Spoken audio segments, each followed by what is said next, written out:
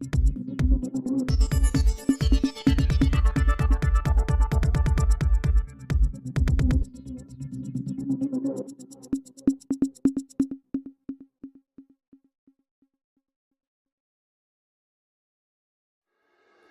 शामिल करते हैं जंग से रिपोर्ट राना शहबाज अजीज।